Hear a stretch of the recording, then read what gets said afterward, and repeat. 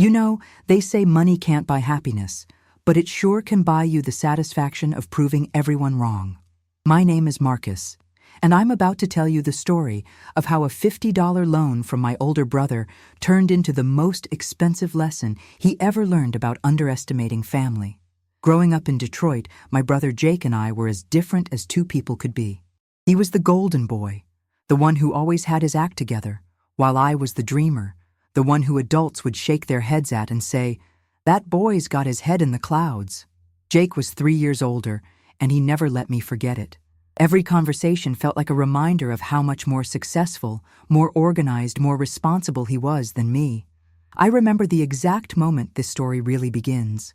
It was a Tuesday morning in March, and I was sitting in my cramped studio apartment, staring at my laptop screen with the kind of desperation that only comes from knowing you're about to miss an opportunity that might never come again. The rent was due in 3 days.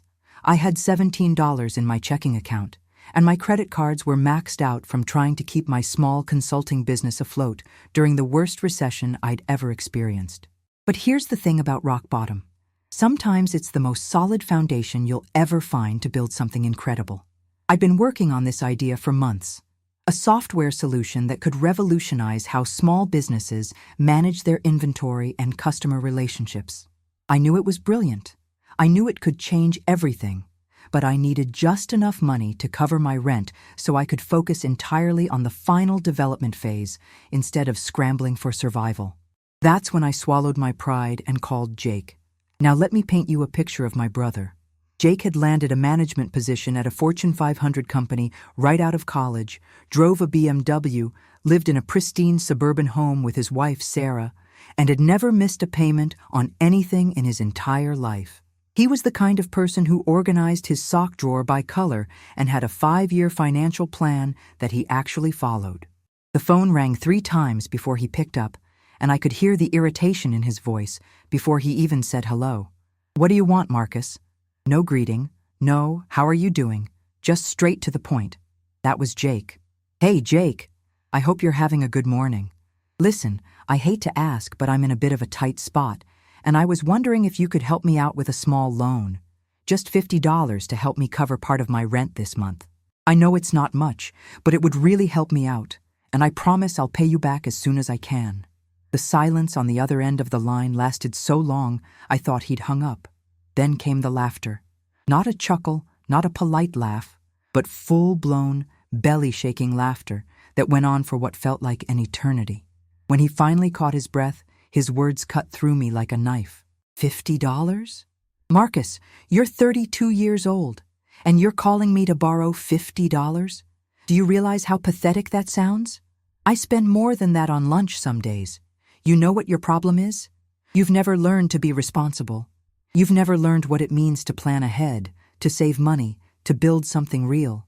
You're still the same dreamer you were in high school, thinking some magical opportunity is going to fall into your lap and solve all your problems. He paused, and I could hear him typing on his keyboard, probably multitasking like he always did when he talked to me, as if our conversation wasn't worth his full attention. "I'll tell you what, little brother, I'll lend you the $50, but only because I feel sorry for you. And when you inevitably can't pay me back, I don't want to hear any excuses. Maybe this will finally teach you that dreams don't pay bills." The humiliation burned in my chest, but I needed that money. "Thank you, Jake.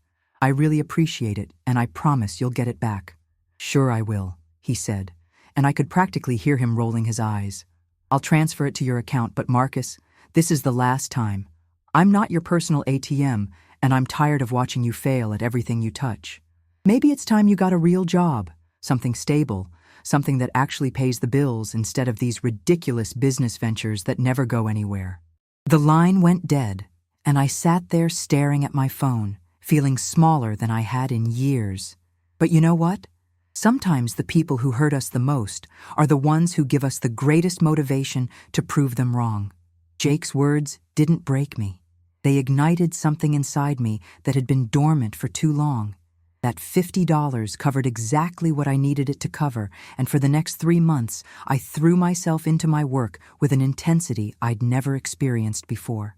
I worked 18-hour days, lived on ramen noodles and coffee, and poured every ounce of energy I had into perfecting my software. I tested it, refined it, rebuilt it from scratch twice, and tested it again. The breakthrough came on a Thursday night at 2 in the morning. I'd been wrestling with a particularly complex algorithm for weeks, and suddenly, everything clicked. The solution was elegant, powerful, and unlike anything else on the market. I spent the next 72 hours straight coding, living on energy drinks and determination, until I had a fully functional prototype that exceeded even my own expectations. But having a great product is only half the battle. The real challenge was getting it in front of the right people. I started reaching out to small business owners in my network, offering free trials and demonstrations. The response was immediate and overwhelming. Business owners who had been struggling with clunky, expensive software solutions suddenly had access to something that was not only better, but cost a fraction of what they'd been paying. Word spread quickly in the small business community. One satisfied customer recommended me to another, and before I knew it, I was getting calls from companies I'd never heard of, desperate to implement my solution. Within 6 weeks, I had my first paying customers. Within 3 months, I had more clients than I could handle working alone. That's when I made the decision that would change everything. Instead of trying to grow slowly and organically, I decided to take a massive leap. I reached out to a venture capital firm in Chicago that specialized in business software solutions. I spent 2 weeks preparing the most comprehensive presentation of my life, complete with user testimonials, financial projections, and a detailed scaling plan. The presentation was scheduled for a Friday morning, and I remember walking into that glass-walled conference room feeling like I was about to either win the lottery or get laughed out of the building. The 3 partners sat across from me, their faces completely neutral, as I walked them through my software, my business model, and my vision for the future. For 45 minutes, I poured my heart and soul into that presentation. I showed them the problem my software solved, the market demand I'd already proven, and the potential for exponential growth. When I finished, the room was silent for what felt like hours, but was probably only 30 seconds. Then the senior partner, a woman named Catherine Morrison, who'd built 2 successful tech companies from the ground up, leaned forward and said, "Marcus, in 20 years of venture capital, I've seen thousands of presentations. Most of them are polished, professional, and completely forgettable. Yours is different. You've built something that actually matters, something that solves a real problem, and you've proven that real customers will pay real money for it. We want to invest." The offer was beyond anything I dared to hope for. $2.5 million for a 30% stake in my company. Enough money to hire a development team, scale the business properly, and turn my little software solution into a major player in the industry. I signed the papers that same afternoon, and within a week, my life had completely transformed. I moved out of my studio apartment and into a proper office space. I hired my first employees. I started working with marketing professionals who understood how to reach the small business market on a national scale. But the real transformation wasn't just financial. It was personal. For the first time in my life, I felt like I was exactly where I was supposed to be, doing exactly what I was meant to do. The confidence that came from that feeling was intoxicating. I started carrying myself differently, speaking with more authority, making decisions with the kind of certainty that only comes from knowing you're on the right path. The growth over the next year was exponential. We launched a comprehensive marketing campaign that introduced our software to small businesses across the country. We developed additional features based on customer feedback. We expanded our team to include some of the most talented developers and business strategists I'd ever worked with. The financial results were staggering. In our first year after the investment, we generated over $8 million in revenue. Our customer base grew from a few dozen local businesses to over 15,000 companies nationwide. The software that had started as a desperate attempt to save my failing consulting business had become one of the fastest-growing business solutions in the industry. But success brings its own challenges. The bigger we got, the more complex everything became. We needed better systems, more sophisticated operations, and eventually, we outgrew our original office space. That's when my real estate agent showed me a property that would change the trajectory of this entire story. It was a 6-story building in the heart of Detroit's revitalized downtown district. The ground floor had been a restaurant that had closed during the pandemic, and the upper floors were a mix of office space and luxury apartments. The building had incredible bones, beautiful architectural details, and was located in an area that was rapidly becoming the city's new tech hub. The price was $12 million, and my real estate agent mentioned that the current owner was looking for a quick sale. He was an investor who'd bought the building at the peak of the market and was now facing financial difficulties. He needed to sell fast, and he was willing to consider offers significantly below asking price. I toured the building on a Wednesday morning, and I knew immediately that this was where I wanted to establish the permanent headquarters for my company.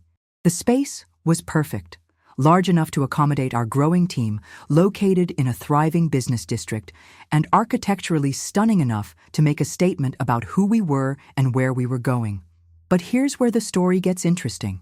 As I was walking through the building with my real estate agent, discussing the possibilities and the logistics of making an offer, she mentioned something that made my blood run cold. "The current owner is actually looking at several potential buyers," she said casually. "There's a management consulting firm that's been very interested, and I think the principal's name is Jake something." "Jake Morrison?" "No, that's not right. Jake Williams? Does that ring a bell?" My heart stopped. "Jake Williams? About my age, works for a Fortune 500 company, drives a BMW? That sounds right. Do you know him?" I couldn't speak for a moment. Jake. My brother Jake, who had laughed at me for borrowing $50, who had told me I'd never amount to anything, who had treated me like a failure my entire life, was trying to buy the same building I wanted for his own business expansion. The irony was so perfect, it almost felt scripted. But this wasn't a movie. This was real life. And I had a decision to make. I could either let this opportunity slip away, or I could do something that would prove once and for all that dreams don't just pay bills. They can buy entire buildings. I asked my real estate agent to give me 24 hours to consider my options. That night, I called my financial advisor and my lawyer. I explained the situation, and together we developed a strategy that would ensure I not only got the building, but did it in a way that would make an unforgettable impression. The next morning, I called the building's owner directly. I introduced myself, explained my interest in the property, and asked if we could meet that afternoon to discuss terms. He agreed, and we scheduled a meeting for 2 o'clock. I arrived at the meeting with my lawyer, my financial advisor, and a briefcase containing something that would change the entire dynamic of the negotiation. After the standard pleasantries and property discussion, I looked the owner in the eye and said, "I understand you're looking for a quick sale. I'm prepared to make you an offer that will close within 48 hours. He leaned forward, clearly interested. "What kind of offer are we talking about?" I opened my briefcase and pulled out a certified check for $11 million. "I'm prepared to offer you $11 million. Cash, no financing contingencies, no inspection period, no delays. We can close on Friday if you're willing to accept this offer." The room was silent. The owner stared at the check, then at me, then back at the check. "Are you serious? This is real?" "Completely serious. The check is certified, the funds are available, and my lawyer has already prepared all the necessary paperwork. If you're willing to accept this offer, we can have the building transferred to my name by the end of the week." He didn't hesitate. "Deal." We shook hands, and I owned the building. But the story doesn't end there. It gets better. The next step was the part I'd been looking forward to since the moment I learned Jake was interested in the same property. I asked my real estate agent to contact Jake and let him know that the building had been sold, but not to mention who had purchased it. I wanted to handle that revelation personally. I spent the weekend moving my company into our new headquarters. We hired movers, interior designers, and even a professional photographer to document the transition. By Monday morning, our entire operation was set up in the most beautiful office space I'd ever seen. That's when I called Jake. It was exactly 8 months after he'd lent me $50 and told me I'd never amount to anything. 8 months since he'd laughed at me for being broke and desperate. 8 months since he'd made me feel like the biggest failure in our family. The phone rang twice before he picked up. "Marcus? This is unexpected. What's going on?" "Hey, Jake, I hope you're having a good morning. I wanted to call and thank you for something." "Thank me? For what?" for lending me that $50 8 months ago. I know it might not seem like much to you, but it really helped me out when I needed it most. And I'm calling because I promised I'd pay you back, and I always keep my promises." There was a pause. "Marcus, you don't need to make a big deal about $50. I honestly forgot I even lent it to you." "Well, I didn't forget. In fact, I've been thinking about it a lot lately. See, I've been working on this business venture, and things have been going pretty well. Actually, better than well. I was wondering if you'd like to meet me for lunch today. I have something I want to show you." Jake sounded surprised, but agreed. We arranged to meet at a restaurant in downtown Detroit, not far from where my new office was located.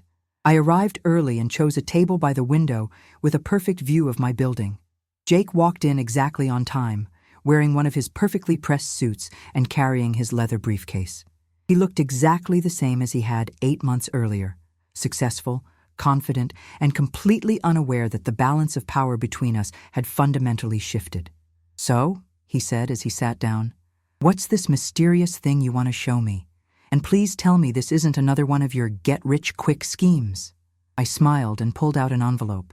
"Actually, it's exactly what you think it is. But first, I want to give you this." I handed him the envelope, which contained a check for $50 and a handwritten note. He opened the envelope and read the note aloud. "Jake, thank you for the loan. As promised, here's your $50 back, plus interest.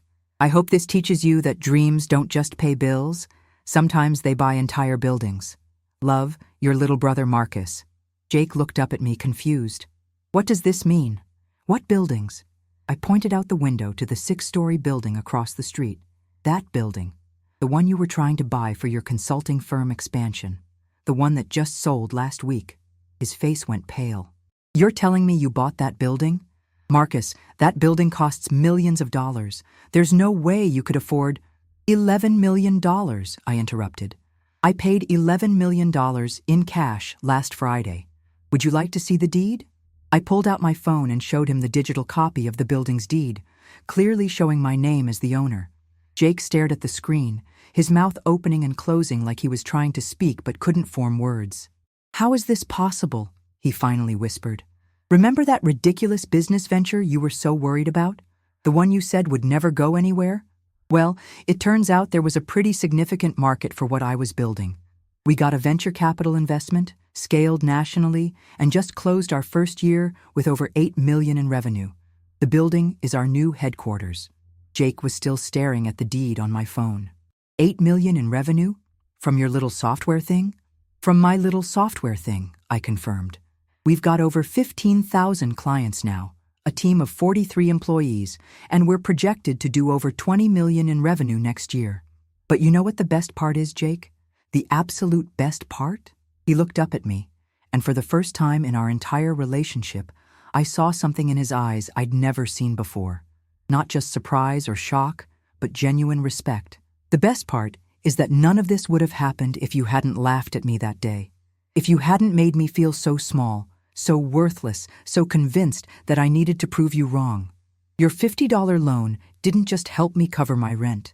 It gave me the motivation to build something incredible." The waiter came to take our order, but Jake waved him away. "I need a minute to process this. Marcus, I owe you an apology. A huge apology. I was wrong about you, wrong about your business, wrong about everything. I treated you terribly, and I'm sorry. I appreciate that, Jake. I really do. But I'm not telling you this story to make you feel bad or to get an apology. I'm telling you because I want you to understand something important. We've spent our entire lives with you thinking you were the successful one, and me being the dreamer who couldn't get his act together. But success isn't just about having a steady job and a nice car and a perfect credit score. Sometimes it's about taking risks, believing in something when nobody else does, and being willing to fail spectacularly in pursuit of something extraordinary." Jake was quiet for a long moment, processing everything I'd told him. When he finally spoke, his voice was different, softer, more thoughtful. "Can I ask you something? Are you happy? I mean, really happy?" The question caught me off guard. "What do you mean?" "I mean, I've spent my entire career climbing the corporate ladder, following all the rules, doing everything I was supposed to do. I make good money. I have job security. I have a nice house and a nice car. But I can't remember the last time I felt truly excited about anything. I can't remember the last time I felt like I was doing something that mattered, something that made a difference. You've built something from nothing, something that helps people, something that's yours. I think I might be jealous. It was the most honest thing Jake had ever said to me, and suddenly I understood something I'd never realized before. All those years of him putting me down, treating me like a failure, making me feel small. Maybe that wasn't about me at all. Maybe it was about his own fears, his own insecurities, his own regrets about the path he'd chosen. "Jake," I said, "it's never too late to change direction. It's never too late to take a risk, to try something new, to build something that matters to you. You're smart, you're capable, and you have resources most people don't have. If you're not happy with where you are, you can change it." He smiled, and for the first time in years, it looked genuine. Maybe I will. Maybe it's time I stopped playing it safe and started dreaming a little bigger.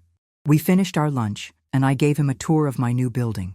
He was impressed by the office space, fascinated by the software we'd developed, and genuinely interested in the business we'd built.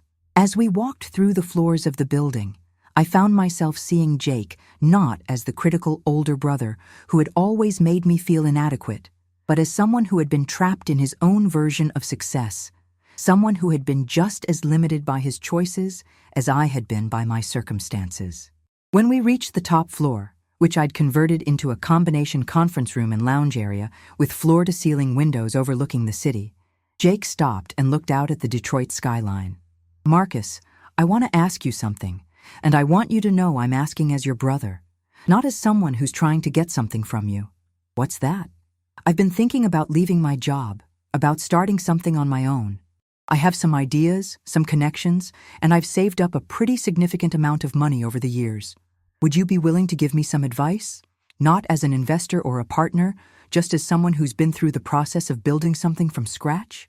I looked at my brother, this man who had spent our entire relationship making me feel like I wasn't good enough, and realized that he was asking me for help. Not financial help, not a handout, but genuine guidance from someone he respected. It was a moment I never thought I'd experience, and honestly, it felt better than any amount of money I'd ever made. "Of course," I said. "I'd be honored to help you however I can." Over the next several months, Jake and I developed a relationship that was completely different from anything we'd had before. He started coming to me for advice about his business ideas, and I found myself genuinely enjoying our conversations. He was smart, thoughtful, and had insights about the corporate world that were invaluable as my own company continued to grow. Eventually, Jake did leave his corporate job and start his own consulting firm. He focused on helping mid-sized companies optimize their operations and improve their efficiency. It was a natural fit for his skills and experience, and he was good at it. Really good. His business grew steadily, and within a year, he was generating more revenue than he'd been making at his corporate job. More importantly, he was happier. He had energy and enthusiasm that I'd never seen from him before. He was finally doing something that felt meaningful to him. But the real transformation in our relationship came about 6 months after he'd started his business. He called me on a Tuesday afternoon, and I could hear excitement in his voice. "Marcus, I need to tell you something. I just closed the biggest deal of my career. A Fortune 500 company hired me to consult on a major operational restructuring. The contract is worth over $2 million. That's incredible, Jake. I'm so proud of you. You've built something amazing. Thanks, but that's not why I'm calling. I'm calling because I want to pay you back. Pay me back for what? For everything. For the advice, for the encouragement, for believing in me when I didn't believe in myself. I know I can't undo the way I treated you for all those years, but I want to do something to show you how much our relationship means to me now." He paused, and I could hear papers rustling in the background. "I want to make a donation to a charity in your name, not because I think you need the money, but because I want to honor the person you've become and the way you've changed my life. Jake, you don't need to. I'm donating $50,000 to a small business development fund in Detroit. $50,000 to help other dreamers get their start, just like you did. It's $1,000 for every dollar you borrowed from me, and it's going to help entrepreneurs who are exactly where you were 8 months ago." I was speechless. The gesture was so thoughtful, so meaningful, that I couldn't find words to respond. Jake had taken the most humiliating moment of our relationship and turned it into something beautiful. Jake, that's incredible. Thank you. Thank you, Marcus, for showing me that it's never too late to become the person you're meant to be. Today, Jake and I are closer than we've ever been. We meet for lunch regularly, we collaborate on business projects, and we've both become successful in our own ways. My software company continues to grow, and we're now looking at expanding internationally. Jake's consulting firm has become one of the most respected in the region, and he's genuinely happy with the work he's doing. But the most important thing isn't the money or the success or the buildings or the recognition. The most important thing is that we've learned to see each other as we really are, not as the roles we played in our family, not as the expectations we'd always carried, but as two people who took different paths and found our way to the same destination. The $50 Jake lent me 8 months ago wasn't just money, it was a catalyst for transformation. Not just for me, but for both of us. It taught me that sometimes the people who doubt us the most are actually giving us the greatest gift of all, the motivation to prove them wrong. And sometimes, in the process of proving them wrong, we end up proving something even more important, that we're all capable of changing, growing, and becoming better versions of ourselves. So, if you're someone who's been told you'll never amount to anything, if you're someone who's been laughed at for your dreams, if you're someone who's been made to feel small by people who are supposed to support you, I want you to remember this story. Remember that your biggest critics might actually be your biggest motivators. Remember that the moments when you feel smallest are often the moments when you're about to grow the most. And remember that dreams don't just pay bills. Sometimes they buy entire buildings, transform relationships, and change everything you thought you knew about yourself and the people you love. If this story resonated with you, if you've ever felt underestimated or overlooked, I'd love to hear about it in the comments below. Share your own story of proving someone wrong, or tell me about a time when someone's doubt motivated you to achieve something incredible. And if you're currently in that place where you're feeling small, where someone has made you feel like your dreams don't matter, hold on to that feeling. Use it. Let it fuel you. Because sometimes the greatest success stories start with the smallest moments of doubt.